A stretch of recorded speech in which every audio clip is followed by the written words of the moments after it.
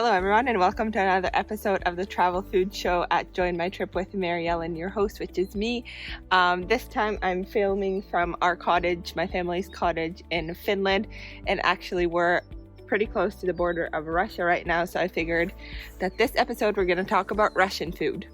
But first, just a little quick introduction about what JoinMyTrip is, if you don't already know. So at JoinMyTrip, we connect like-minded travelers. So if you're ever wanting to go on a trip and you're like, who should I go with? I don't really have anyone to go with. And at JoinMyTrip, you can find like-minded travel mates to go on already planned adventures with you. Or then you can also become a trip leader, where you basically plan and lead a trip yourself, and then you get some awesome people to come with you. So the first dish that we have is, we're starting from breakfast. So the first dish that we have is Kasha. So Russian people really like to eat porridge for breakfast, but this one's special because it's made from a grain called buckwheat, and it's actually one of the main dishes for the Russians during their Orthodox fasting as well. And then next we have Blini. So this is a really popular Russian food. It's basically Russian pancakes, and they can be either sweet or salty. So traditionally, if they're salty, they're filled with sour cream or Smetana and salmon, and if they're sweet, they're filled with berries and then condensed milk.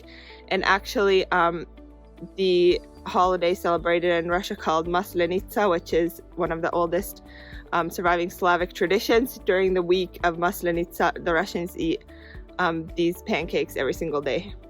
And then the next dish is kind of a main dish called Shashlyk. So these are basically Russian kebabs, and they're just very traditional kebabs with meat and veggies, but popularly eaten in Russia.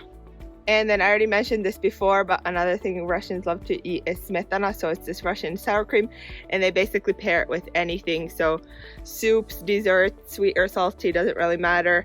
It's actually traveled to Finland as well, so Finnish people eat Smetana with a lot of foods also, but really you can just eat it with anything.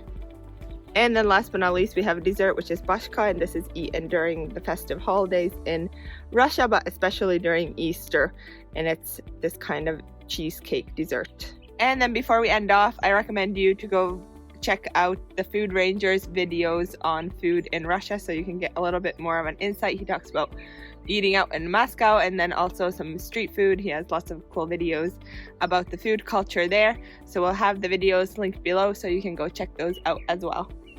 So thank you for tuning in to today's episode of the Travel Food Show. Here's Mariellen reporting from the lake, lucky enough. And make sure to like this video and subscribe for some more awesome travel content from our whole entire team. And of course, next week we'll be back with the food show for more. Bye!